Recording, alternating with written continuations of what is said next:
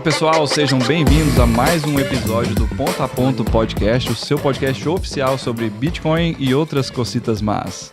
E eu tô aqui falando em espanhol já de novo. Meu nome é Israel Buzaim, para quem não me conhece ainda, ou para quem não assistiu o primeiro episódio, a gente já fez apresentações. Eu sou diretor de marketing no Biscoint, que é a melhor plataforma para comprar Bitcoin no Brasil. E eu tô aqui hoje, de novo, com o Edson José Filho Júnior. Tem vários nomes. Fala pessoal, bem, aqui é o Edson, trabalho no Biscoint também, sou analista de marketing e hoje estou aqui para mais um episódio especial do Ponto a Ponto, porque todo episódio é especial, né? Não importa qual seja. Hoje a gente ia fazer uma coisa um pouco diferente, mas ontem a gente teve um contratempo com o nosso convidado, mas a gente vai trazer ele aqui para vocês, também vai ser um episódio muito especial. Mas aí a gente já tinha um episódio roteirizado aí pelo Edson, muito bom, muito importante, especialmente porque a gente está começando o podcast, né? Então falar de primeiros passos sobre o Bitcoin é super importante. A gente sabe que vários dos assuntos que a gente vai abordar aqui ao longo da história, da jornada do podcast todo, são muitos, né? Os assuntos são muitos e são profundos. Mas a gente vai tentar manter uma linguagem mais leve, mais simples, desde o começo agora, sobre os primeiros passos aí para você começar a sua jornada com Bitcoin, né? Explicando as coisas básicas. É mais ou menos isso mesmo, né, Edson? Eu acho que o objetivo é para aquela pessoa que está se sentindo um pouco segura ainda. Infelizmente o Bitcoin tem um nome um pouco manchado aí, né? Nos últimos anos aconteceram muitas coisas, muitos golpes, muita gente que na verdade nem tinha Bitcoin no meio, só usava o nome, porque a maioria das pessoas vê Bitcoin como rentabilidade lá e caía no golpe, né? Então a gente quer tentar desmitificar também, né, um pouco essa parte, trazer aí uma confiança para esse pessoal que quer começar e falar que pode ficar tranquilo que vai dar bom, vamos devagar e sempre. Não, beleza. Vamos então entrar já no assunto. Qual que é a primeira pergunta que você separou aí, a principal? Então, eu acho que você me pegou bem na hora que ia beber água, né? Mas eu acho que vale a gente começar falando o que é o Bitcoin em si. Então, já que a gente quer começar lá de trás, tipo assim, primeiros passos mesmo. Então, vamos andar bem devagarzinho e tudo mais. E aí, eu até deixei anotado aqui porque eu queria fazer uma surpresa para você, porque para explicar sobre o que é Bitcoin, ninguém melhor que o próprio criador do Bitcoin para explicar, né? Então a gente trouxe ele, Satoshi Nakamoto, pode entrar aí. Brincadeira. Eu tenho até medo. Não, eu jurei que ia aparecer alguém, um ator contratado aqui. Exatamente. É só o cara fazer isso, mas enfim, ideia. É uma brincadeira, é claro, né? O Satoshi, inclusive é bom explicar isso, né? O Bitcoin, a gente já vai entrar no assunto, né? O Bitcoin é uma moeda digital descentralizada. Mas a gente vai explicar cada um desses itens e tal, dar um contexto. Mas o criador da moeda, ele se chama Satoshi Nakamoto, né? Esse é um pseudônimo, provavelmente, que ele mesmo deu para ele. Existia um fórum, né, que ele criou, que chamava acho que Bitcoin Fórum mesmo. E em 2008 ele começou umas publicações nesse fórum, lançou o white paper do Bitcoin, na verdade, e esse fórum, né, que era onde os desenvolvedores, e a gente imagina que o próprio Satoshi é um programador, né? Até porque ele desenvolveu o software e tudo mais, mas a gente não tem muita informação sobre quem é o Satoshi, né? Então a gente sabe que ele se denominou Satoshi Nakamoto. Tem até umas ideias aí espalhadas sobre o que poderia significar isso, e aí em japonês parece que Satoshi significa inteligência e Nakamoto significa central, ou vice-versa. Então o pessoal já criou umas teorias da conspiração de que a CIA teria criado o Bitcoin e tudo mais, mas a gente não sabe exatamente quem é o Satoshi Nakamoto. A gente não sabe se ele é um homem, se ele é uma mulher, se ele é um grupo de pessoas, mas a gente sabe que ele é um programador e muito talentoso, né? Um cara bastante estudioso aí, sobre criptografia, matemática e tudo mais. Então, a gente não tem muita informação de quem é ele, né? Por isso que eu fiz a brincadeira de chamar ele aqui para ver a cara do Edson. Mas o Edson já conhece as minhas piadas, sabe que normalmente é nota 2, né? Mas podia ter aparecido alguém aqui, ia ser massa. E é até legal esse negócio do Satoshi, porque teve um caso, acho que ano passado, que acabou, ou ano retrasado, não sei, alguma coisa assim, de um cara que falava que ele era o Satoshi, né? Você deve ter acompanhado isso. Tipo, ele falava, não, eu sou o Satoshi e tal. Mas ninguém acreditou nele. E ele acabou processando o outro cara lá, que também fazia parte do Bitcoin Forum, falando que eles estavam roubando ideia do outro, deu um rolê. E no final ele ganhou mesmo o processo, mas o processo não era sobre ele ser o Satoshi, né? Era sobre ele ter direito a uma parte de uns Bitcoins que estavam numa carteira lá. Então, a gente não sabe quem é o Satoshi. Algumas pessoas já se autodeclamaram Satoshi, mas ninguém nunca levou muito crédito nisso, né? É curioso isso. Eu acho que a gente podia fazer um episódio, inclusive dá para ter roteiro, tem roteiro suficiente para isso, tem assunto suficiente para isso, só pra gente discutir quem seria o Satoshi e tal. Tem muitas histórias interessantes. Inclusive, o caso que você está falando, acho que é do Craig Wright, né? Ele é um cara esse mesmo. muito conhecido na mídia, na comunidade e tal. Mas enfim, o pessoal sempre faz uma pergunta muito simples para ele. É o seguinte, se você for o Satoshi, é só você movimentar os bitcoins que estão em alguma carteira que foi criada em 2009. E ele nunca conseguiu fazer isso, obviamente, né? Então, a gente vai até entrar nesse ponto aqui quando a gente for falar de mineração, mas... enfim, tem vários casos interessantes sobre isso. A gente deve trazer isso mais à frente. Mas uma coisa interessante, Edson, é que o Satoshi, além dele não ser conhecido, ele sumiu do mapa. Desde 2010 não se ouve falar do Satoshi. O último momento que ele mencionou alguma coisa, que ele comentou alguma coisa com esse nome de usuário lá no fórum, foi em 2010. Então, de lá para cá, ninguém nunca mais ouviu falar sobre ele. Até voltando um pouco aí nesse comecinho do Bitcoin, Céu, tem um negócio que você falou que ele fez um white paper, né? Talvez o pessoal não sabe o que é o white paper, acho que vale a pena a gente começar por aí, já que ele é, né, a sementinha do Bitcoin. Então o white paper ele é uma espécie de documento, né? Ele é um artigo, digamos assim. O do Bitcoin tem umas poucas páginas, é bem curtinho, em que ele descreve ali qual que é o projeto, né? Então ele fala Bitcoin, um sistema de dinheiro eletrônico ponto a ponto, né? Inclusive o subtítulo do white paper tem um ponto a ponto, que é de onde veio o nome. E aí ele explica ali, né, em poucas páginas, o que ele pretende fazer com o Bitcoin e tal. O white paper é muito legal. Eu acho meio complexo, assim, tem uma parte técnica, né? Então, mas acho que vale a pena dar uma lida se você já tiver um pouco mais dentro, assim, desse universo. E começar a partir daí. Então, eu acho que faz sentido a gente pensar... Porque lá ele descreve, né, o Bitcoin como uma moeda digital descentralizada ponto a ponto. A gente pode tentar seguir por esses pontos, né? Assim, eu acho que é um caminho interessante, acho que o pessoal entender. É exatamente isso. O white paper é um documento que e isso virou moda agora, né? Assim, a gente tem mais de 10 mil moedas aí, tokens e tudo mais. As pessoas criam e lançam o white paper para explicar para o público o que eles estão fazendo, para que serve esse projeto, o que motivou eles a criarem e tal. Até os jogos também o pessoal está fazendo agora, né? Os jogos NFT, CryptoGames, essas coisas também tudo tem um white paper. Depois eles fazem um roadmap, que é como eles vão alcançar aquele white paper, né? Não, super interessante. E aí, o white paper do Bitcoin, no white paper do Bitcoin, o Satoshi escreveu exatamente como você falou.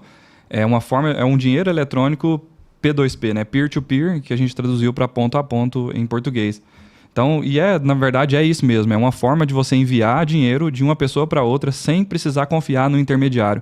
Eu até confundia isso no início a respeito de ter ou não um intermediário. Eu usava a expressão de que não teria um intermediário, mas tem, a gente vai falar sobre isso de novo. Já apontando porque a gente vai falar no futuro, daqui a pouco, né? Sobre mineração, mas existe um intermediário, a diferença é que você não precisa confiar nele, né? Se usa a expressão trustless, né? Sem confiança, assim. Você não precisa confiar nesse intermediário, como você precisa confiar quando você está falando de moedas centralizadas, por exemplo. Mas o que é interessante aqui é que o Satoshi... O título do white paper é isso, né? Um dinheiro eletrônico peer-to-peer, e é exatamente o que o Milton Friedman falou lá muitos anos antes. Eu não lembro a data ao certo, mas tem no nosso feed do Instagram do Biscoint, @Biscoint. A pessoa consegue ver lá no IGTV, agora é um feed de vídeos, né?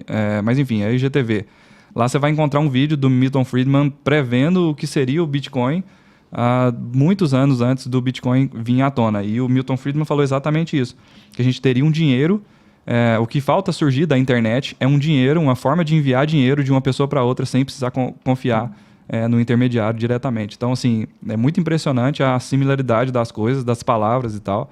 Então, aponta até para que o Satoshi provavelmente acompanhava bastante, possivelmente acompanhava esse pensamento liberal, econômico e tudo mais, né?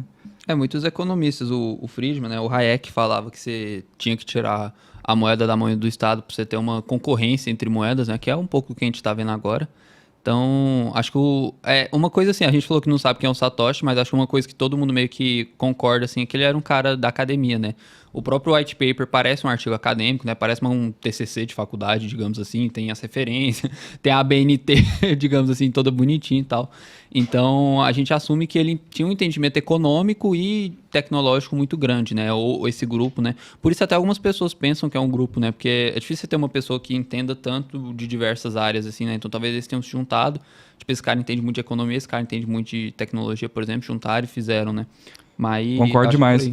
Concordo muito porque o embasamento teórico dele na parte de matemática e criptografia é gigantesco, né? Porque é muito difícil, era um problema milenar, o problema dos generais bizantinos, acho que a gente também vai entrar nisso, pelo menos mencionar esse problema. E é um problema matemático milenar e ele conseguiu resolver isso digitalmente, né? Então, é um cara que tem uma base teórica, provavelmente de academia, igual você falou, muito grande, né? E então a gente definiu, uma forma massa de traduzir é que o Bitcoin é uma moeda digital descentralizada, né? Eu acho que é bom a gente dividir esses 3 tópicos para a gente entender o que é isso, né? Uhum. E até sobre ser moeda digital e descentralizada, acho que é bom a gente dar um contexto também, né?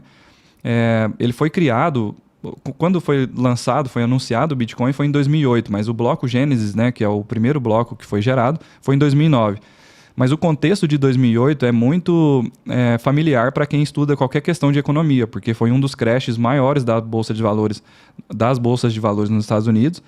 Então, esse crash veio de uma distorção de mercado por causa de uma intervenção estatal, especialmente por bancos centrais, a forma com que os incentivos e subsídios do governo distorcem a economia real, assim e tal.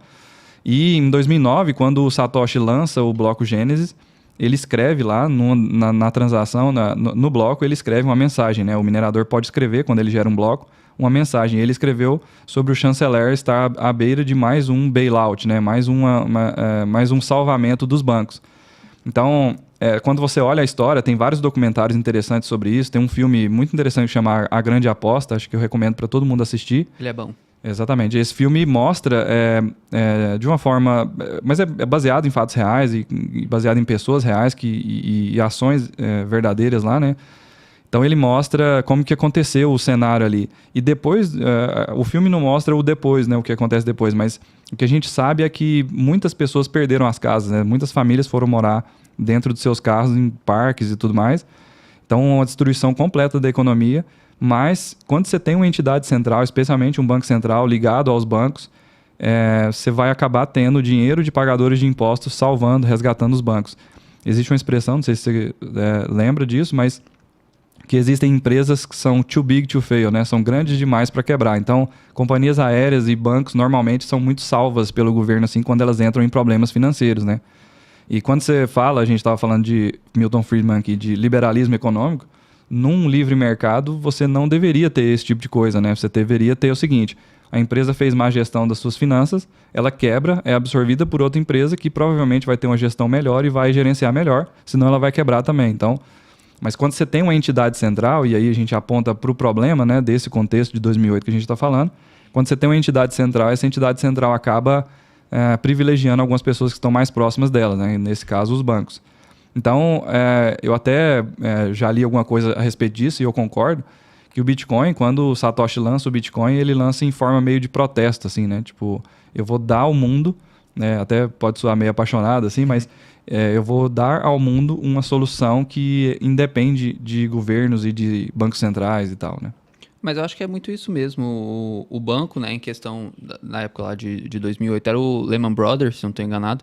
Acho que eu lembro um pouco do filme. Era o Lehman Brothers e ele era um dos maiores bancos dos Estados Unidos. Quando ele quebrou, é estranho como o sistema está tão interligado, o sistema econômico do mundo, que todo o mundo sofreu, né? Então, a China teve crash lá também. No Brasil não chegou tanto. Eu acho que a gente estava um pouco mais descolado daquela realidade. Estava bem numa época de boom de commodity também e tudo mais. Mas foi no mercado imobiliário americano, que teoricamente tinha que ser uma coisa específica, assim, né? Mas que repercutiu no mundo inteiro, né? Aí a gente percebe o poder que tem a economia dos Estados Unidos, principalmente, eu acho, e como um sistema centralizado, ele sempre vai causar esse efeito dominó na economia toda, né? Então, a vantagem do Bitcoin, talvez, e até falando assim do mundo cripto em si, é que algumas ações talvez elas não repercutem tanto em outros setores, né? Eu acho que essa é uma das vantagens da descentralização. Esse efeito dominó ele não é tão grande, porque, beleza, aconteceu uma coisa ali, mas o Bitcoin permanece a mesma coisa e tal, permanece os mesmos fundamentos. Ao contrário de uma ação de uma empresa que, se acontece uma coisa lá nos Estados Unidos, se o preço da soja sobe lá na China, ela é muito afetada por esses fatores externos, né? Exatamente. E o Bitcoin, assim, quando a gente pensa em preço do Bitcoin em reais e em dólares, ele acaba sofrendo como qualquer outro ativo financeiro em momentos de crise, né? A gente viu isso na pandemia, a gente falou sobre isso no primeiro episódio também. Mas o que o Satoshi entregou mesmo, apesar de ter essas variações de preço e tudo mais, foi um dinheiro são, né? Você mencionou o Hayek, acho que a frase é dele mesmo, que a gente só teria dinheiro são quando a gente tirasse ele das mãos do governo, né? Então, esse dinheiro que o Satoshi entregou, ele é são, ele é deflacionário e ele não depende de nenhuma entidade central e nem está sujeito a nenhuma delas. E por que isso é interessante? Porque ele não depende, para o funcionamento do Bitcoin, ele não depende de nenhuma entidade central, nenhum banco central, nenhum governo, e ele não está sujeito também a essas entidades, né? Intervenção externa, interrupção, confisco e tal. Então é muito interessante, é super valioso e é por isso que o Bitcoin, né, é o ativo com a melhor performance desde a sua criação, né? As pessoas cada vez mais vão aderindo, vão entendendo o Bitcoin e isso gera uma demanda muito grande pela moeda, né? Então, a gente está falando mais de moeda agora, né? Então, moeda, vamos lá, vamos voltar para resumir aqui, pessoal. Moeda digital descentralizada. Então, o Bitcoin... Pode contar aquele caso do suporte ou é muito paia? Qual o caso do suporte? Você não sabe do caso do suporte? Eu vou contar então. Pode contar. Porque no começo do Biscoint, eu tava conversando com os meninos do suporte, eles estavam me contando, no começo do Biscoint, a gente faz atendimento ao cliente lá, o nosso suporte, muito bom, inclusive, recomendo. Aí chegou um cara pedindo para pegar os Bitcoin físicos dele. Acho que eu nem tava, você que tava nessa época, não era? Tipo, ele entrou lá, ele comprou os bitcoins, ele pediu pra sacar fisicamente esse bitcoin, né? Eu lembro dessa história e assim, né, realmente na época você toma um choque assim, é engraçado, mas o que é interessante e por que é bom a gente fazer esse episódio? Porque desmistifica muita coisa e esclarece algumas coisas, né? Tipo, no começo, eu mencionei já, em 2016 eu ouvi falar de Bitcoin, mas ignorei, como muita gente faz. Em 2019, tinha muita coisa que era óbvia para o Jonatas lá, por exemplo, quando eu entrei no Biscoint, que para mim não era. Então, e para a gente lá, naquele momento lá, quando a gente ouviu, para a gente já era óbvio a questão de não sacar Bitcoin fisicamente, né? Mas para o cliente não era, né? E para muita gente ainda não é. Então, é muito importante a gente esclarecer essas coisas e tal. A gente leva na brincadeira, mas realmente, e é engraçado mesmo, é divertido. A gente tem várias confusões a respeito disso. Mas eu acho que nesse caso aí, o que o cliente queria dizer... não era necessariamente sacar os bitcoins. Depois a gente estudando, a gente entendeu que era mais ou menos o seguinte: será que ele conseguiria converter os bitcoins numa moeda física? Né? E ele você consegue fazer isso sacando em reais, né? Num ATM, por exemplo, você poderia converter os bitcoins e transformar eles em dólares ou em reais. A gente até fez isso em El Salvador, transformando em dólares. E tem alguns ATMs aqui no Brasil que você consegue trocar seus bitcoins por reais e sacar, né? Mas da mesma forma, não é um Bitcoin físico, você nunca vai conseguir, né? Uhum. E a gente falando de brincadeira e tal, né? Tem uma história muito interessante, que é tipo um meme na internet, não sei se você já viu também. O cara falando assim, ele posta uma foto exatamente de uma moeda física, né? Do Bitcoin. E aí ele fala assim, o pessoal aí tá falando que o Bitcoin tá custando R$200 mil nas corretoras e esse otário aqui acabou de me vender por R$20. Aí ele compra a moedinha física assim e tal, né?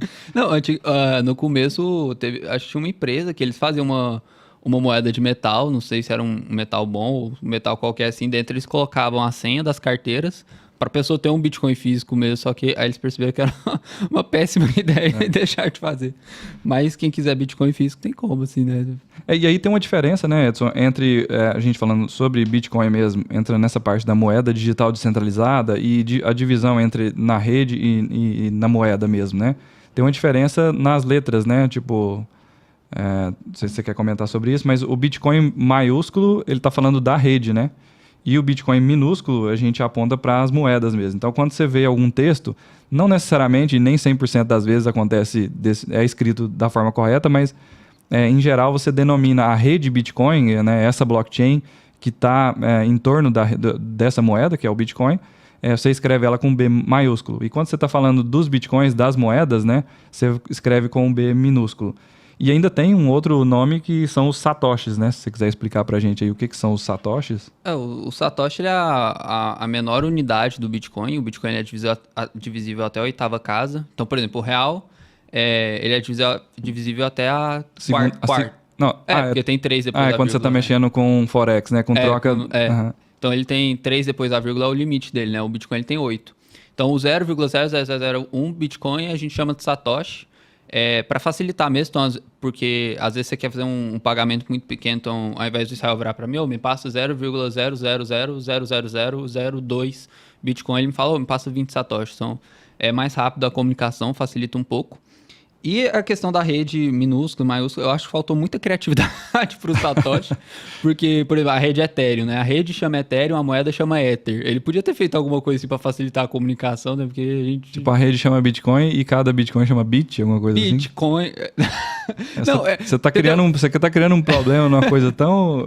Não, mas é porque facilitava, entendeu? Por isso que eu acho que ele era um cara muito formalzão, assim. Que Mas ele Satoshis é massa, velho. Satoshi é cool. Satoshi porque é uma homenagem e todo mundo já tá acostumado mas com esse nome. a moeda inteira podia ter outro nome, entendeu? É isso que eu tô falando. Entendi. Então, assim, tipo, a rede chama Bitcoin, ou a rede chama outra coisa e a moeda chama Bitcoin. Exatamente. Ou a rede chama Bitcoin e a moeda chama outra coisa. Exatamente. Tipo assim... Mas eu acho que a gente tá caminhando pra isso meio de forma orgânica, natural, assim. Que, tipo, a gente tá entrando no padrão Satoshi, né? Porque... Para você transacionar Bitcoin mesmo, tipo, o Bitcoin já está custando 200 mil reais, então você não consegue mais pagar com 1, alguma coisa Bitcoin, né? Você já está... A maioria das coisas estão sendo compradas em centavos, né? Em frações. Então, depois da vírgula. Então, acho que a gente está caminhando para isso, a gente vai tá chamando mais de satoshis, a gente vai chamar cada vez mais as coisas de satoshis e não de Bitcoins. Inclusive, a tecnologia Lightning facilita muito esse processo de envio e recebimento de frações de Bitcoins, né? Por isso que o pessoal da comunidade de desenvolvimento de software Lightning chama muito de satoshis, essas pequenas partes, porque é igual você falou, a pessoa transfere 20 satoshis, 200 satoshis e não 0,00002 Bitcoin, por exemplo, né? Eu acho que... Tinha outra coisa aqui que eu queria falar. A parte de blockchain. A gente não tem que explicar esse conceito. A gente começou a falar, mas acho que a gente podia explicar só rapidão, porque a gente vai entrar nele quando for falar de mineração, né? Mas assim, só dar um por cima. A blockchain, então, ela é o que faz a descentralização do Bitcoin acontecer. Não a blockchain em si, mas o modelo que a blockchain do Bitcoin foi construída, né? Porque você tem várias blockchains ao redor do mundo. Muitas são centralizadas, outras são mais, outras são menos.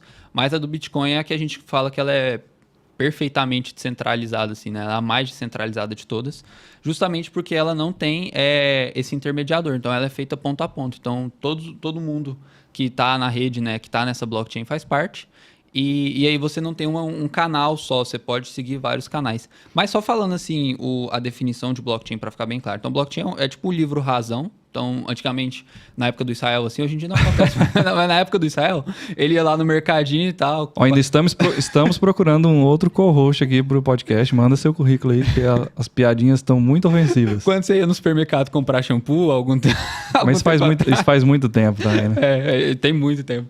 Aí você pedia, aí o cara anotava lá, então, ó, cliente X veio aqui, comprou X reais, tal produto. Então, esse era o livro razão, né? E se ele tinha um dinheiro que saía do supermercado, então ele ia pagar um fornecedor, por exemplo, eu paguei a L'Oréal X reais por esse shampoo, por exemplo. É como se fosse um livro contábil com entradas e saídas, né? Então você entrou tanto dinheiro aqui, agora meu saldo é esse, e agora saiu esse dinheiro aqui, meu saldo atual final agora é esse. Isso, só que o livro contábil desse supermercado, desses exemplos, eles são centralizados, porque só tem um livro.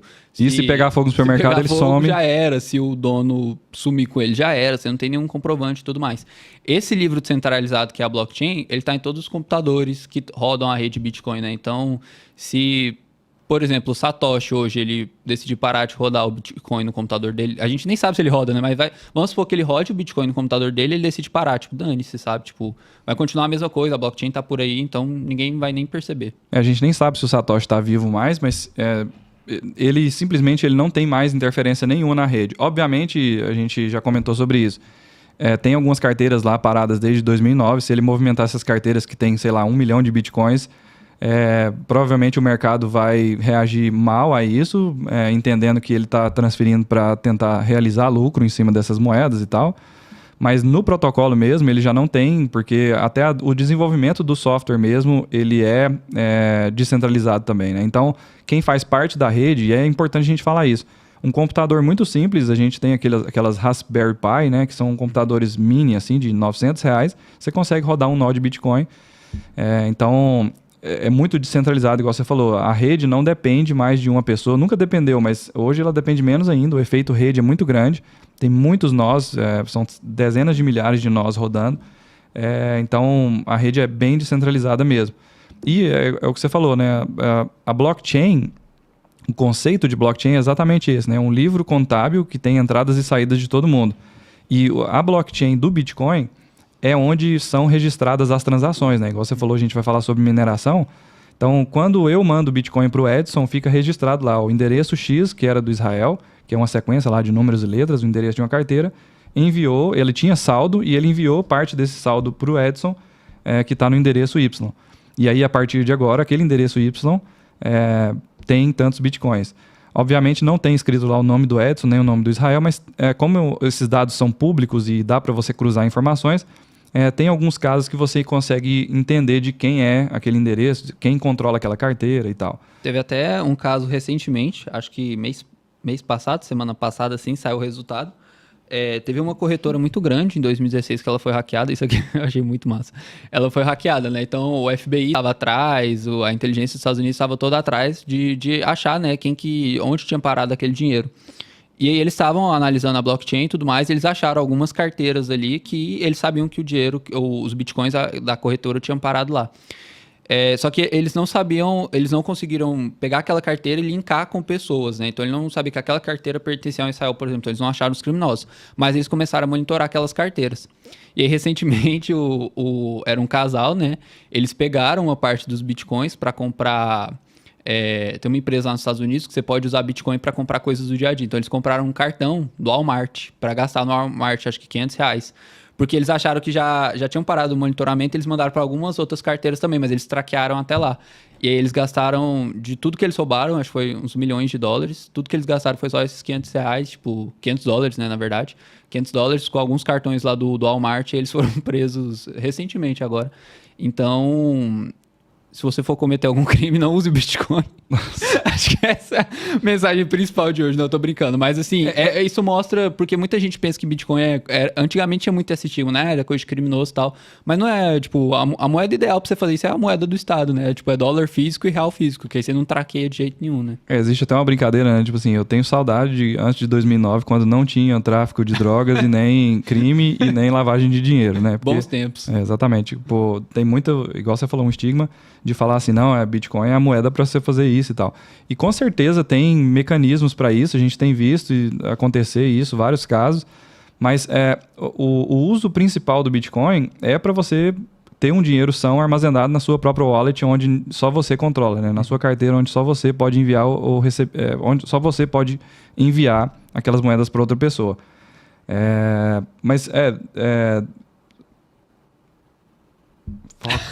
Perdi o que a gente estava falando. A gente estava falando sobre não cometer crimes, especialmente com Bitcoin.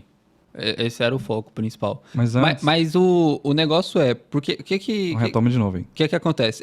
Porque teve um ex-presidente da CIA, ex-chefe da CIA, ex-líder da CIA, ex-top da CIA, que ele falou mesmo que o dólar era muito mais difícil para eles rastrearem do que o Bitcoin em si, né? Justamente por causa disso, porque a blockchain ela é pública. Então, você entrar no...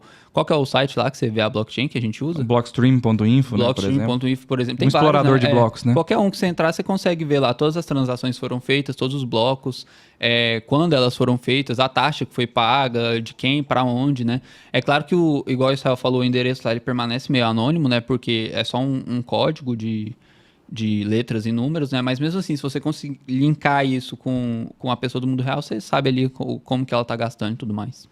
E o interessante, e voltando já para o Bitcoin mesmo, né? O que o Satoshi conseguiu fazer, né? Ele resolveu um problema matemático, a gente vai entrar nele, mas ele criou um ativo, eu achei isso muito interessante quando eu ouvi o Bruno Perini falando sobre isso um dia, mencionando essa expressão, né? Que não é dele, provavelmente, alguém escreveu isso em um determinado momento, que o Bitcoin é um ativo não replicável, né? Então, o que significa isso? Se você comparar com uma imagem que você manda pelo WhatsApp, por exemplo, você pode replicar aquilo quantas vezes você quiser, né? Inclusive, tem algumas mensagens que a gente manda que aparece lá encaminhado com frequência. Então, você viraliza mesmo, né? Você pode multiplicar aquela imagem por infinitas vezes e mandar para quantas pessoas você quiser.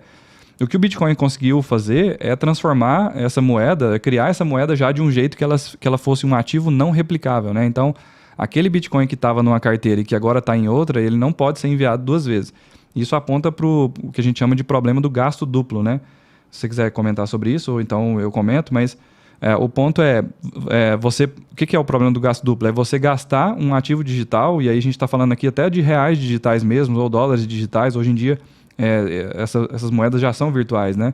Já são representações do que seria o dinheiro físico. Você ainda consegue ir no caixa eletrônico e sacar o dinheiro fisicamente, mas hoje em dia é tudo virtual mesmo, né? Então, você tem um problema quando você está num ambiente de internet por causa disso, né? Algumas coisas você consegue enviar para uma pessoa e depois enviar de novo para outra pessoa. E aí, como você resolve esse problema, né? Uma forma de resolver isso é com centralização. Por exemplo, quando você tem uma operadora de cartão, quem emitiu o cartão e quem gerencia as transações, eles são uma entidade centralizada que faz essa gestão e não deixa o dinheiro sair de uma conta de crédito ou de uma conta bancária e ir para outra pessoa e depois ir de novo. Porque o que é o problema do gasto duplo? É que você frauda a primeira pessoa, né? Eu mando dinheiro para você, em seguida eu mando para outra pessoa. Quando eu mandar aquele mesmo dinheiro para outra pessoa, você fica sem o seu. E aí, o que o Satoshi fez, né? Como que o Satoshi fez? O Satoshi criou a rede Bitcoin baseada num protocolo de consenso chamado de Proof of Work, né? Que é prova de trabalho. Então, e o que essa prova de trabalho garante? Por causa da estrutura de como foi feito, você garante que a cada confirmação, né, a cada bloco gerado, aumenta exponencialmente a chance daquele gasto duplo. Você diminui drasticamente, na verdade, exponencialmente a chance de acontecer um gasto duplo.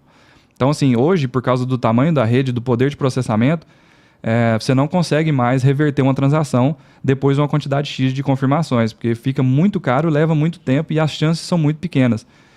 Porque a gente vai entrar em mineração, a gente vai falar sobre isso, né? Tentativa e erro. Você precisa tentar várias vezes até chegar no resultado matemático. E aí, para você fazer isso, custa muito caro por causa do poder de processamento, do gasto energético.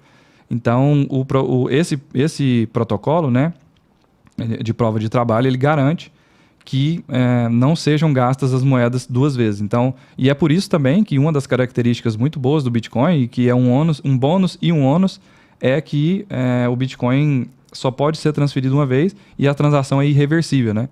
De novo, quando a gente entrar, acho que a gente já vai chegar no assunto de mineração agora, as transações são irreversíveis, né? E depois que você tem uma quantidade X de confirmações, você assume que realmente não tem como mais reverter aquela transação. Não sei se você quer comentar alguma coisa, a gente já entra no assunto de mineração agora. Não, só deixar o aviso pessoal, aproveitar que você falou aí das transações reversíveis, né? Não existe um saque do Bitcoin, né? Isso eu acho que é uma coisa legal para falar, a gente recebe isso um pouco às vezes. Então, por exemplo, você pagou, sei lá, 2 vezes o mesmo boleto, ou você teve algum problema no seu banco, você consegue entrar em contato com eles e resolver, né? Ou então você fez uma compra e a loja você decidiu devolver, eles estornam pro seu cartão. Então você tem uma série de alternativas aí justamente por ser, né, um sistema centralizado. No Bitcoin isso não existe. Então se eu mando dinheiro, meus Bitcoins para Israel, a única chance de eu ter esse Bitcoin de novo é se eu mandar de volta, ele me devolver. Bitcoin, a gente usa a expressão de que Bitcoin não tem mola, né? Assim, ele não vai e volta. Não vai e volta, né? Ele só segue um sentido, né?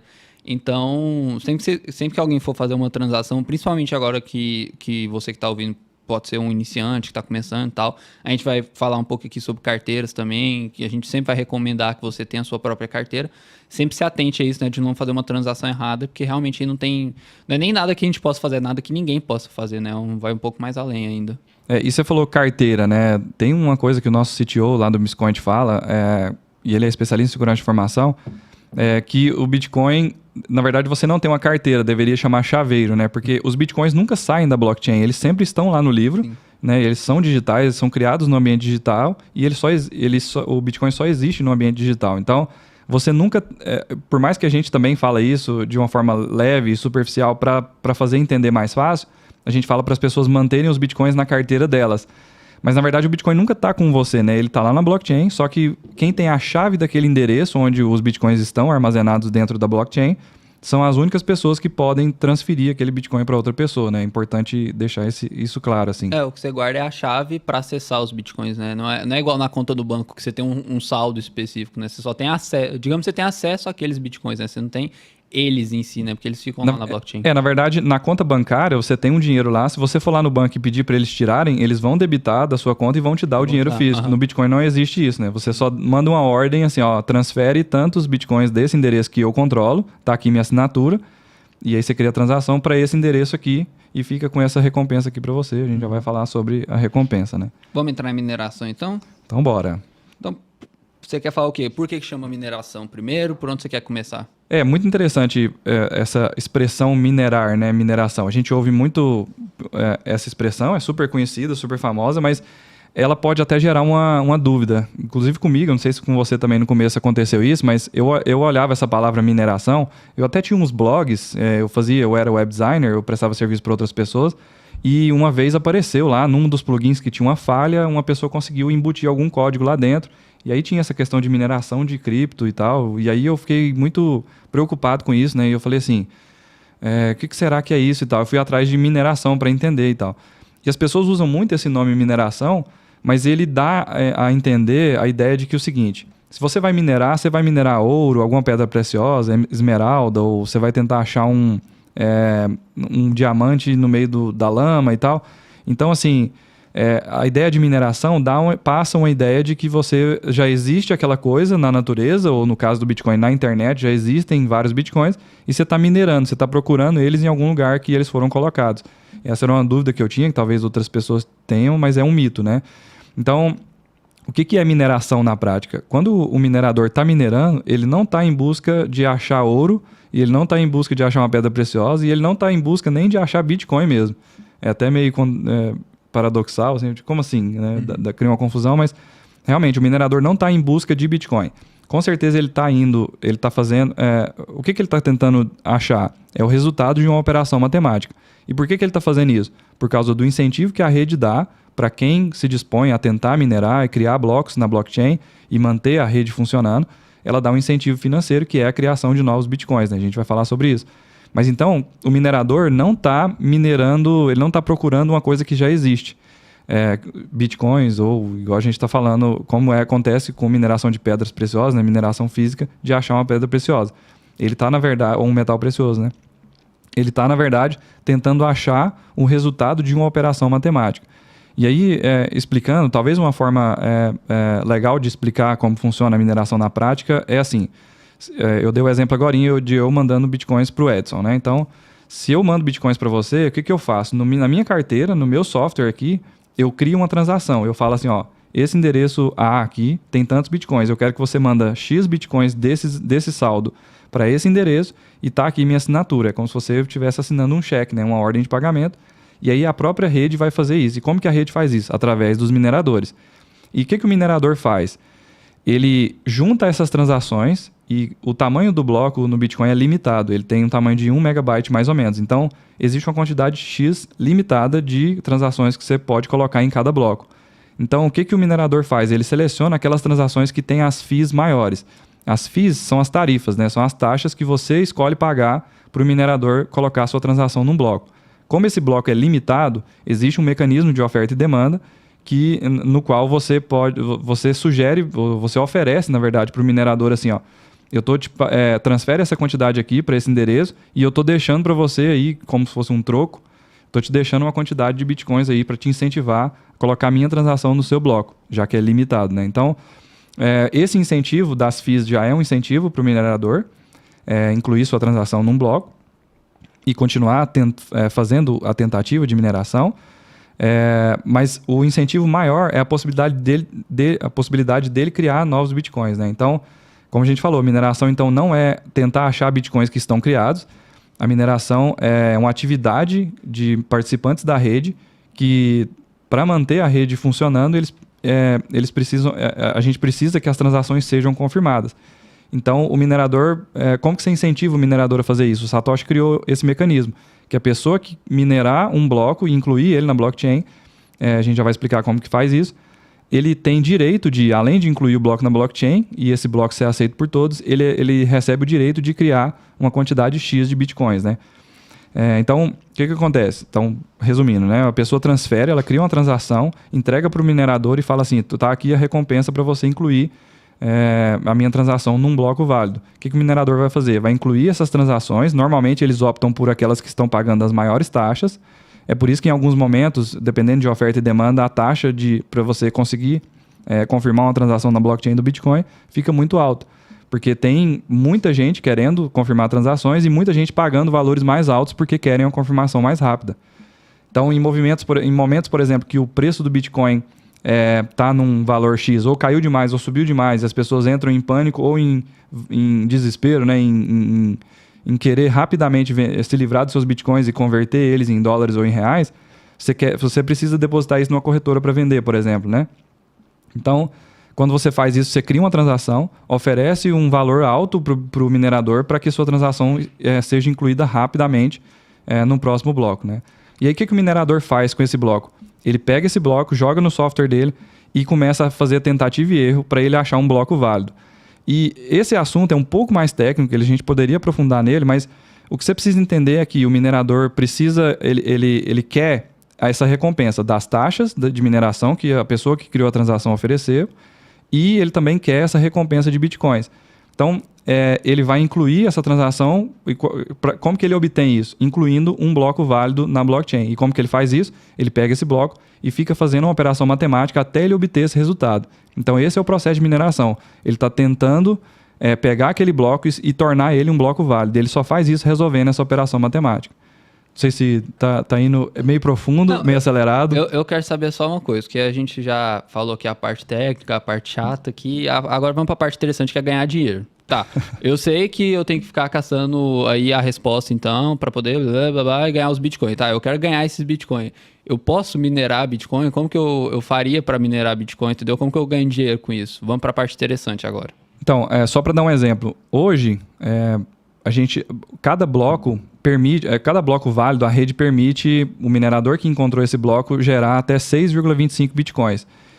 Hoje o Bitcoin está em 40 mil dólares? 39? Vamos fazer a conta aqui. Tá. 6,25 vezes 40 mil dólares. 250 mil dólares. 250 mil dólares a cada 10 minutos em média, né? Então a rede é feita para gerar um bloco a cada 10 minutos. Então o minerador tem um incentivo muito grande, e isso a gente está falando só dos Bitcoins gerados, ainda tem os Bitcoins das taxas, né? Das transações. Uhum. Então o minerador tem um incentivo para fazer isso. Só que, por causa desse incentivo, acontece uma competição, e, de novo, é um mecanismo de livre mercado, né, de oferta e demanda. Então, muita gente, com muito dinheiro, inclusive, tem empresas listadas na Bolsa Americana que estão mexendo com isso. Assim, elas compraram várias máquinas e estão fazendo mineração por causa desse incentivo. Então, o que acontece? Existe um incentivo grande para que essas empresas façam máquinas que sejam especializadas em minerar Bitcoin. Então, são umas máquinas nem parece com um computador, mas é um computador que está fazendo processamento muito rápido. Então, um computador comum, Edson, o seu computador, não consegue competir com essas máquinas, pelo menos não na rede do Bitcoin, né? Existem outras blockchains menores que você consegue minerar com um computador razoavelmente bom, com placas de vídeo boas e tal. Tem até alguns vídeos na internet mostrando como criar uma rig de mineração e tudo mais, né? Eu acho que o Perini estava minerando Ethereum esses dias, né? Apesar de que a mineração de Ethereum acho que vai até esse ano, mas então uma coisa que eu acho que vale a pena dizer é que tem muita gente que fala sobre mineração na internet, fala assim, minere Bitcoin aqui e tal. Geralmente não é uma coisa que, assim, não vá por esse caminho, né? Não, mas existe algum golpe. Ou então é uma pool, né? Se exatamente, uma pool, exatamente. Vamos falar sobre pool? Só rapidamente, assim, você não consegue...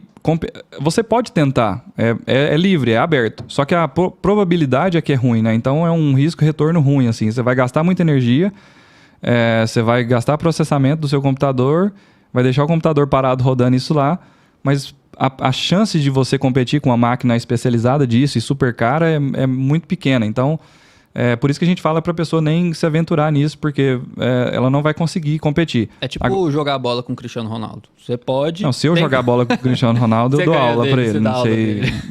Vou falar do meu... Eu não sou tão bom quanto você, então obrigado, é tipo jogar bola com o Cristiano Ronaldo. Você poderia, digamos assim, mas a chance de você fazer alguma coisa que preste é muito menor. Então, mais ou menos isso. Então tem essa dificuldade. Mas as pools de mineração, o que acontece? Mesmo essas grandes fazendas de mineração que tem centenas dessas máquinas, milhares dessas máquinas rodando o tempo todo, e normalmente elas estão alocadas em lugares que têm energia subsidiada pelo governo, porque o gasto de energia é muito grande. Inclusive tem até abrindo mais um parênteses aqui, não sei se eu vou conseguir voltar depois, mas existe uma discussão muito grande a respeito se o Bitcoin, a respeito do Bitcoin ser ofensivo para o meio ambiente, né, por causa do gasto de energia e tal. Até o Elon Musk tweetou uma vez e derrubou o preço do Bitcoin por causa desse questionamento. Então, existe uma discussão muito grande sobre isso. Mas também existe o incentivo das pessoas utilizarem fontes renováveis ou aproveitar a energia que está sendo desperdiçada para minerar Bitcoin por causa disso que a gente está falando aqui, né? Uhum. A gente parou Então, onde mesmo? Voltando só para falar da pool. Eu sabia que eu ia abrir 3 parênteses e não ia conseguir. Parênteses que a gente não terminou. A pool é só uma galera que se junta, então cada um coloca o seu recurso computacional ali, né, e tudo mais.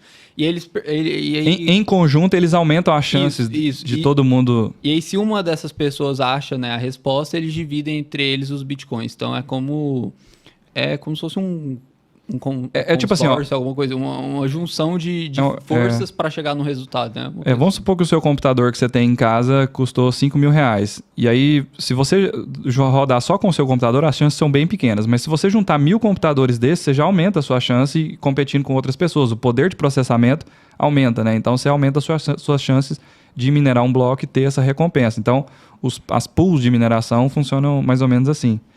Então, definido isso, né, computadores comuns não conseguem competir com as grandes fazendas de mineração. O que acontece? Né? Quando o minerador encontra a solução para esse problema matemático, né, ele inclui o bloco na rede e tem essa recompensa. Então, esse é um incentivo dele. Né? A gente falou aqui sobre a recompensa, que é mais ou menos $250 mil, né, 6,25 bitcoins hoje. Com o valor de hoje, né? Enquanto a gente grava, é sempre em Bitcoin, né? E o preço é alterando de acordo com a moeda que você tá comparando.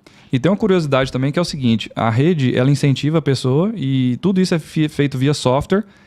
E aí o minerador pode, quando ele acha um bloco válido, a rede entra em consenso com aquilo, e isso é tudo feito em fração, milésimos de segundo. O minerador pode gerar novos bitcoins, então ele pode gerar até aquela quantidade, né? A gente mencionou em outro episódio sobre o halving, né? Que a cada 4 anos a rede corta pela metade essa recompensa. Então existe um choque de demanda, normalmente durante os ciclos de halving o preço do Bitcoin sobe muito por conta disso, né? Tem muita gente querendo comprar Bitcoin e tem poucos Bitcoins sendo gerados pelos mineradores. Mas o que é interessante é que o que o minerador faz? Ele gera os novos Bitcoins e armazena na carteira dele na hora. Então, o que ele faz com esses Bitcoins? A gente até brincou sobre isso, né? Mas ele pode manter os Bitcoins na carteira dele, rodar para o longo prazo, ou ele pode transferir para uma corretora, vender isso, trocar em dólares ou em reais, porque as despesas dele são em reais ou em dólares, né? Então, ele tem que pagar funcionários que estão lá, energia, maquinário mesmo, manutenção dessas máquinas. Então, existe também uma pressão vendedora dos mineradores. O que mais sobre mineração? Vamos pensar. Eu acho que é isso. Eu acho que se a gente... como o nosso objetivo não é que ninguém minere Bitcoin, acho que o importante é só você entender algumas coisas para saber mais, assim, né? A gente estava conversando sobre isso no último episódio, né? Você não precisa conhecer todas as regras do futebol para assistir um jogo de futebol, né? Até a gente não conhece todas as regras de mineração, né? A gente nunca mexeu com essa parte, mas vale a pena conhecer um pouco, assim, mas só para se inteirar mesmo, né? Mas... eu acho que não é uma coisa assim que talvez você esteja ouvindo e esteja achando um pouco confuso e, tipo, não tem problema. Isso não te impede, né, de investir em Bitcoin, não te impede de fazer parte disso, né?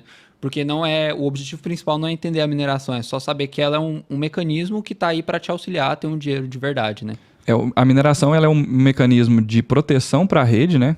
Uhum. Os participantes estão defendendo a rede ali quando eles estão minerando, eles estão fazendo ela ter utilidade, né? Porque ela só existe utilidade no Bitcoin quando uma pessoa quer mandar Bitcoin para outra. E é igual você falou, você deu um exemplo do Satoshi abandonar o nó dele, mas se tiver uma pessoa, ou na verdade 2 pessoas conectadas através de um nó e elas quiserem transacionar, a rede do Bitcoin continua de pé, né? Uhum. Então isso é muito importante. Eu tinha notado mais coisas sobre bloco, mas a gente falou antes já. Então o que é importante se eu quiser mandar dinheiro para o Edson, eu assino essa transação, propago ela na rede, o minerador pega ela, conforme o meu incentivo, e inclui ela num bloco. Quando ele faz isso, ele ganha uma recompensa, que é a recompensa em Bitcoins e as fees de mineração. E é assim que, de forma geral, funciona a mineração.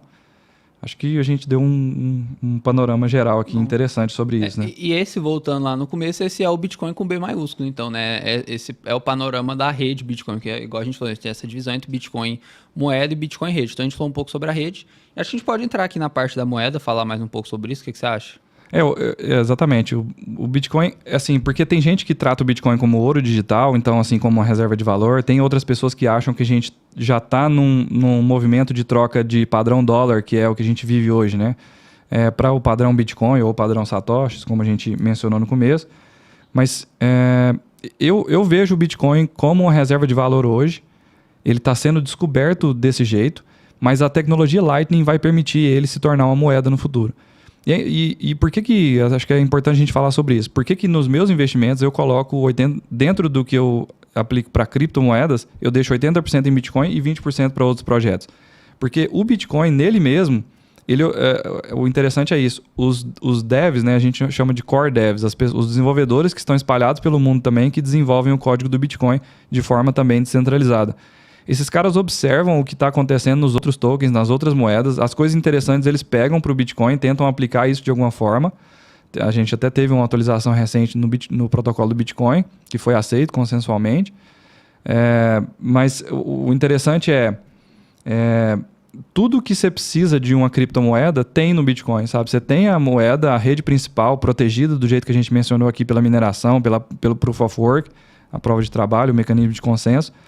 E você tem também, através da tecnologia Lightning, a moeda que pode ser usada no dia a dia para comprar o café. Inclusive, tem vídeos, a gente vai postar mais coisas sobre isso também, vai fazer episódio específico sobre El Salvador. Quando a gente foi lá, quando o Bitcoin foi adotado, eles adotaram também junto a tecnologia Lightning. Então, a gente experimentou isso na prática, entrar num McDonald's e trocar Lightning, Bitcoin na hora, por uma refeição, ou sacar Bitcoins via transação Lightning na hora, pagando uma taxa super pequena e obtendo dólares na hora numa máquina de caixa eletrônica. Então, é excelente. Eu acho que o Bitcoin tem essa característica de reserva de valor na rede principal. A gente até fala para o pessoal não ficar movimentando demais, porque você paga muita taxa para fazer isso.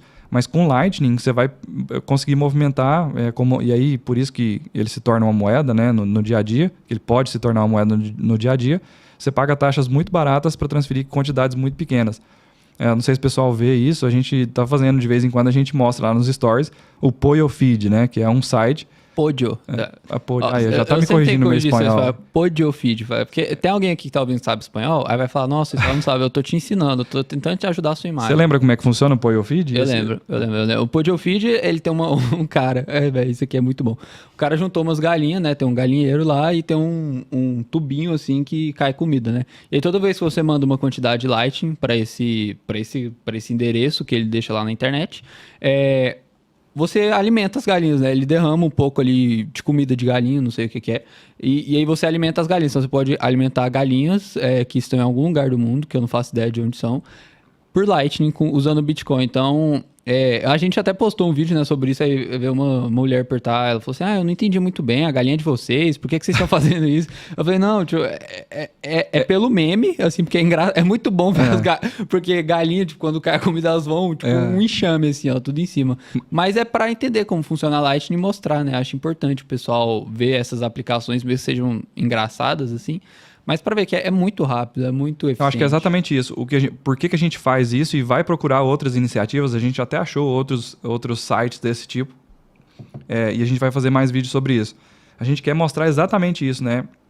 O quanto é interessante você ter um serviço que você programa na internet e qualquer pessoa que você não sabe, porque eu tenho certeza que nem as galinhas, nem o dono das galinhas sabem quem nós somos, apesar da gente ser muito famoso, né? Mas enfim, mesmo a pessoa não te conhecendo, você consegue mandar satoshis para ela. Tem um outro caso que eu quero te mostrar depois também. Tem um site, um blog, na verdade, que a pessoa posta um artigo. Eu não sei se é só o dono do site que posta ou se é aberto para outras pessoas postarem também. Mas é interessante porque essa pessoa coloca lá e aí você lê uma parte do artigo. Igual acontece com as notícias de jornal que cobram assinatura. E aí você lê até uma parte, e se você quiser continuar lendo, na hora que você clica, ele abre um link Lightning, e se você escanear, você consegue ir lendo sob demanda, sabe? Então é muito interessante, a gente quer mostrar mais isso para as pessoas entenderem que Lightning é a tecnologia que vai permitir você usar Bitcoin no dia a dia. Eu conheço esse site e eu penso em como isso pode ser aplicado e como que Lightning vai mudar a forma da gente consumir conteúdo. Pensa, tipo assim, ao invés de você pagar a mensalidade R$48 na Netflix, você paga por filme que você assiste. Então, cada filme sei lá, alguns Lightnings e você vai e você não precisa, entendeu? Tipo assim, eu não preciso bancar a produção de filmes que eu não quero ver, por exemplo. Eu vou e pago aquilo que eu assisto. Ou então, por exemplo, um canal um ponto a ponto. A gente tá fazendo esse episódio hoje. A pessoa não é iniciante, ela não quer ouvir esse. Ou então ela começa a ouvir o episódio, ela pagou só 100 satoshi. Isso. Pouquinhos centavos. Não, 100 satoshi tá caro hoje em dia, né? Mas enfim... A pessoa paga lá um satoshi pra ela começar a ver os primeiros 5 minutos. Ela não gostou, ela simplesmente não paga mais e vai pra outra. É uma aplicação, por exemplo. Menos de $0,01. Então, eu acho que esse consumo por demanda, por micropagamentos é muito massa. E Lightning permite você fazer de um jeito muito rápido, quase sem taxa, né? Porque a taxa é ridícula, igual eu falei, é tipo menos de $0,01. E você ainda consegue fazer isso... O onboarding, né, que a gente fala, tipo assim, como você começa é muito fácil. Então, hoje, quem quiser abrir uma carteira Lightning, por exemplo, eu gosto de usar a Moon, M-U-U-N. Me é ótimo. Moon, Já tá sabendo legal soletrar. Eu gosto de usar a Moon, que é M-U-U-N, tem a Phoenix, tem várias carteiras aí, né? Então, tipo, menos de um minuto você já consegue participar da tecnologia Lightning, você já consegue usar. Então, é muito mais fácil que abrir uma conta no banco do que abrir uma conta no PayPal da vida, por exemplo. Então, você facilita, né? Você tem uma rapidez, é mais rápida que um Pix, que eu gosto de ficar brincando. E, além disso, você tem uma taxa muito baixa. Então, eu acho que Lightning... ela vem para mudar mesmo as coisas. Ela permite que o Bitcoin seja uma moeda mesmo, né? Porque, honestamente, no protocolo, na rede principal, a gente chama em transações on-chain, né? Na blockchain do Bitcoin, seria virtualmente impossível você pagar um cafezinho, especialmente na crescente de preço que o Bitcoin está ao longo do tempo, especialmente olhando o horizonte de longo prazo.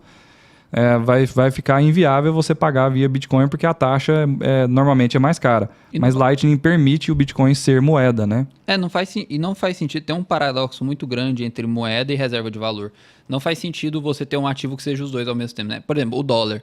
Dólar é moeda, mas aqui no Brasil ele acaba sendo uma reserva de valor pra gente, né? Porque a gente usa uma moeda mais fraca. Mas lá nos Estados Unidos, o dólar não é uma reserva de valor, porque ele é a moeda deles, que sofre a inflação deles e tudo mais. Então, uma pessoa que vive em dólar, tem seus custos em dólar, não utiliza ele como uma reserva de valor. O ouro, que é uma reserva de valor, digamos, para todo mundo, ele já não pode ser usado como moeda. Não tem como você pagar um cafezinho e entregar pepita de ouro no Starbucks, né? Então, você tem esse paradoxo e eu acho que o Bitcoin é a primeira vez na história, assim, que parece que está sendo resolvido. Você tem as duas vias, né? Você consegue ter uma moeda que também é uma reserva de valor, né? Eu não sei qual vai ser o final dessa história. De verdade, eu sou bem... Eu acho a Lightning muito massa nesse sentido, mas eu ainda tenho um pezinho atrás de pensar, por exemplo, o Bitcoin valendo tanto lá na frente, você pagar alguma coisa e trocando isso, sabe? Mas eu vejo sim que é possível. Eu só não sei se eu defendo 100% isso, sabe? Como vai acontecer. Sobre isso, assim, os desenvolvedores que estão trabalhando na Lightning, a gente conheceu alguns deles, velho, são uns caras assim com as cabeças muito... É como se fossem sobre-humanos mesmo, assim. A gente sabe que são pessoas estudiosas, né? Tipo assim, não são pessoas que têm dom mesmo. É a pessoa que vai lá e estuda e são super capacitados. E esses caras estão pensando nisso, você pode ter certeza. Tem milhares de desenvolvedores pensando nisso e milhares de cabeças pensam muito mais do que uma. Inclusive, eu já vi uma discussão a respeito de criar, tipo, millisatoshis, entendeu? Então, você pegar um satoshi e ainda dividir ele. Mas, enfim, isso é uma outra discussão. Mas eu acho que uma coisa que seria importante aqui falar para o pessoal é o seguinte. Você mencionou sobre a diferença entre reserva de valor e ser uma moeda, né? Tipo, o que acontece? Tem um fenômeno interessante no Bitcoin, que é o seguinte. Tem muita gente que fala disso, mas Bitcoin não é moeda e tal. Se você tá... Por que você quer gastar e por que você gasta seus reais e seus dólares? Porque o governo te fala o seguinte, você só pode usar essa moeda aqui, se você usar outra você é um criminoso, então você só pode usar a que eu controlo, que eu emito, e eu posso imprimir quantas eu quiser, a hora que eu quiser, do ar, do nada, e eu vou desvalorizar ela. Eu tenho meta de inflação, eu tenho meta de destruir, de roubar o poder de compra da sua mão todo ano. Então, é 2%, 5%, sei lá quanto. O governo fala assim para você, eu te garanto que todo ano você vai perder 5% do seu poder de compra. Então, você fica louco e isso é uma forma de estimular o mercado, né? O governo precisa de velocidade do dinheiro. Até recomendo vocês procurarem vídeo sobre isso. Provavelmente vai ter mais material disso em inglês, mas a velocidade do dinheiro importa muito para o governo. Ele precisa disso para se manter em pé. Então, quando você tem um dinheiro que está sendo... que amanhã ele vai valer menos, e é bom exagerar para você entender isso. Quando tem hiperinflação, a gente não passou por isso, né? Aí você vai falar assim, você deve ter passado. Duvido que você não passou. Enfim, duvido. Eu já estava vivo, mas eu era muito criança, mas teve hiperinflação antes de 94, né? Eu nasci em 89, então... mas o que você ouve falar era o seguinte, a pessoa recebia o dinheiro dela, ele ia na hora no supermercado e trocava em qualquer coisa, porque ela sabia que amanhã ia estar mais cara ainda. É igual o que está acontecendo agora com gasolina, né? A gente está vendo aí que vai ter um aumento por causa das sanções dos Estados Unidos em relação à Rússia. tem um monte de gente parada no posto de gasolina, enchendo o tanque e enchendo outros tanques reserva, porque ela sabe que vai aumentar por conta de inflação. Então, você tem um estímulo, e de novo, o governo, a intervenção estatal distorcendo o mercado para você gastar o seu dinheiro. Ao passo que, enquanto isso, no Bitcoin, você tem uma moeda que ela está se apreciando ao longo do tempo, então você tem todo o incentivo de não gastar ela, né? Então, é deflacionário, né? Exatamente.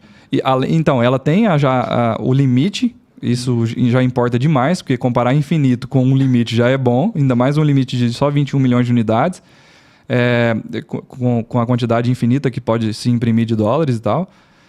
Você ainda tem essa questão da valorização dele, na demanda de outras pessoas querendo comprar Bitcoin, então isso aprecia o preço dele. Então, você não tem incentivos para gastar uma moeda que vai valer mais amanhã. É o que acontece quando você tem juros negativos em outros países, né? Então você sabe que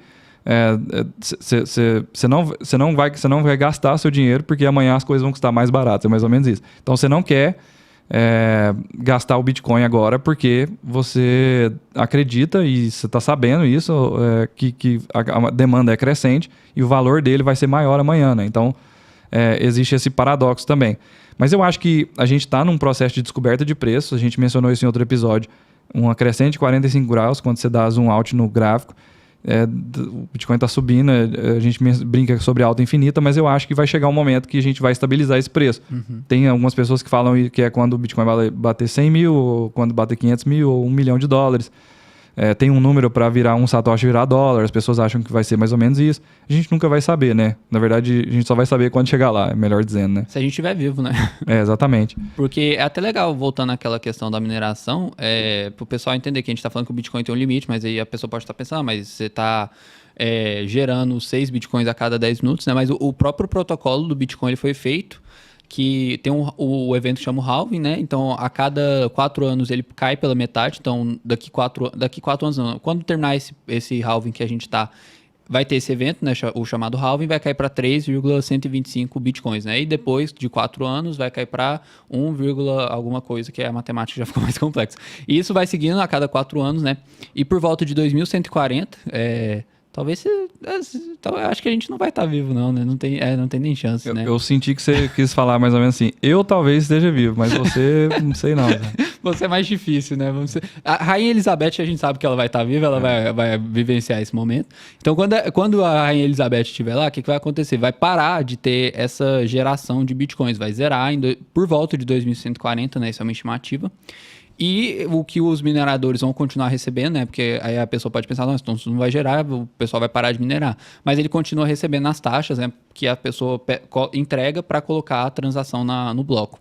Então você vai parar de gerar novos bitcoins. Então, quando chegar em 21 milhões de bitcoins, e considerando que a gente tem alguns milhões perdidos por aí, né? Então a pessoa tinha bitcoin e esqueceu a senha, porque na época não valia nada, gente que mandou errado, gente que, por exemplo, tenho minha carteira de Bitcoin, não passei para ninguém, eu vou e morro, ninguém vai ter acesso a esses Bitcoins se as pessoas não souberem onde está a senha, né? Então, alguns milhões de Bitcoins perdidos. Mas considerando esse número, o número oficial é 21 milhões. E esse é o limite que a gente está falando, né? E se pensar que a gente tem um mercado trilionário de dólares, de reais, assim, então o limite é pequeno. 21 milhões pode parecer grande, né? Mas é um limite muito pequeno. Então, é isso, assim, a questão da mineração, ela não vai se encerrar essa criação de novos bitcoins, por isso que a gente fala que é uma moeda deflacionária. Porque a moeda inflacionária, né, que é a moeda do governo, a moeda fiduciária, o Estado pode virar e falar, vou imprimir igual o Biden fez, né, o pacote de 1 trilhão lá, vai imprimir quantos dólares eu quiser agora. Ele vai, imprime, beleza. Tipo, você não sabe qual que é o limite, né? O limite é infinito, né? Uhum. Então, essa que é a questão entre deflacionário e inflacionário, e o Bitcoin, por isso, ele é deflacionário. E aí, isso aí, todas as características que você está falando apontam para isso, né? Ele é uma reserva de valor, muitas pessoas têm como reserva de valor e algumas pessoas entendem que ele vai se tornar uma moeda no futuro, né? Isso depende muito de adoção. Tem alguns artigos muito interessantes falando sobre isso e tem gente falando assim, a gente tem que aproveitar esse momento que a gente está agora. A gente mencionou aqui antes de começar o episódio, né? Tem pouquíssima gente, acho que 2%, 3% da população mundial só que está envolvida de alguma forma com Bitcoin ou já teve algum contato ou sequer conhece. Então, assim, existe um leverage, né? Assim, é uma posição de vantagem muito grande para nós que estamos conhecendo Bitcoin agora em relação a essa adoção em massa que ainda deve acontecer, sabe? Então, para quem está começando e está ouvindo esse episódio, os primeiros passos é muito importante que você entenda o Bitcoin, veja dentro da sua capacidade de investimento o que você pode alocar todo mês e fazer compras, fazer preço médio ao longo do tempo. Isso pode resultar numa performance muito boa, em uma proteção do seu patrimônio, até multiplicação do seu patrimônio com esse investimento em Bitcoin, né? Mas eu acho que é importante isso também, assim, a gente, antes dessa adoção conhecer, é o momento de acumular, sabe? Então, por isso que a gente tem essa descoberta de preço, essa volatilidade tão grande do Bitcoin, né? Então, resumindo tudo isso que a gente falou, vou fazer a mesma pergunta que eu fiz para você lá na hora da mineração. Então, eu entendi como funciona a rede, entendi como funciona a moeda. Claro que isso tudo que a gente está falando é mais superficial, mais para dar uma introdução, né? Mas beleza, eu entendi todos esses aspectos. Quero investir em Bitcoin, mas não sei por onde começar. É a pergunta que a gente mais recebe no nosso Instagram e aí a gente dá o passo a passo para a pessoa, né? Então, eu vou apertar aqui. Israel, quero investir em Bitcoin, mas não sei como nem por onde começar. O que eu faço? Beleza, se você entendeu e decidiu já, entendeu o problema da inflação, o problema de centralização, e descobriu que o Bitcoin é uma solução para isso e decidiu investir, o que eu recomendo ou sugiro que você faça? Separe dentro da sua capacidade de aportar todo mês, então você tem as receitas e despesas. Eu acho uma coisa muito interessante que o Bruno Perini fala, que é um educador financeiro, né? E é nosso sócio, ele fala o seguinte, que você tem que se pagar primeiro, né? Então, como você faz essa gestão, aí já é meio problema seu assim, mas eu espero que você faça uma boa gestão disso. Tem vários materiais, conteúdos até do próprio Bruno Perini, Thiago Nigro e tal, falando sobre isso. Acho que é importante educação financeira, você estruturar isso dentro do seu orçamento mensal. E aí, uma vez que você fez isso, depois de você fazer reserva de emergência, distribuir seus ativos, diversificar e tal, uma parte disso que você separar para renda variável, separe para criptoativos. Dentro dos criptoativos, separe um valor maior para Bitcoin, se não for 100%, pelo menos 80%. E aí, vamos supor que esse valor seja R$50 por mês, que é a compra mínima dentro do Bitcoin. Você abre uma conta no Bitcoin, é muito fácil. Apesar de ser muito fácil já hoje, a gente está trabalhando num onboarding mais fácil, numa forma de se tornar cliente do Bitcoin ainda mais fácil. Se tornar um Bitcoiner. Exatamente, para você se tornar um Bitcoiner de uma maneira mais simples ainda, mais rápido, mais ágil. Mas enfim, é muito simples hoje abrir uma conta no Bitcoin, né? Você baixa o nosso aplicativo na App Store ou na Play Store, abre uma conta lá, em 5 minutos você consegue comprar Bitcoin já. Você abre a sua conta, deposita via Pix e faz uma compra de R$50. E aí você marca todo mês, ó, recebi meu salário, vou comprar R$50, vou fazer meus aportes, meus investimentos, minha gestão financeira e vou aportar R$50 lá no Bitcoin todo mês, uma vez por mês. Fazendo isso, provavelmente você vai ter uma performance muito boa desse ativo de uma forma muito convexa, né? Você não vai estar arriscando muita coisa, e a gente até fala isso porque não é que você vai perder seu dinheiro em algum determinado momento, mas é porque se você colocar um valor maior do que você pode, maior do que essa capacidade que você tem, realista, né? Dentro dos seus investimentos, dentro dos seus aportes mensais, pode acontecer com você o seguinte: você fez uma aposta muito grande, o Bitcoin caiu 50% em 5 meses, igual aconteceu agora, a gente está passando por essa queda, entre aspas, e você ser obrigado a vender por alguma emergência os seus Bitcoins. E quando você vende seus Bitcoins na baixa, você realiza um prejuízo mesmo, né? Então, você ser obrigado a vender seus Bitcoins na baixa é muito ruim, muito dolorido. Então, doloroso. É por isso que a gente fala para você fazer aportes dentro da sua capacidade, de uma forma convexa mesmo. Então, acho que é isso. Você abre uma conta no Bitcoin, deposita via Pix, compra Bitcoin de uma maneira responsável. Eu acho que é a melhor forma de começar. E até dando mais uma dicasinha para quem vai começar, se você quiser, a gente tem o Bix também, né? Que é um jeito mais fácil ainda de comprar Bitcoin.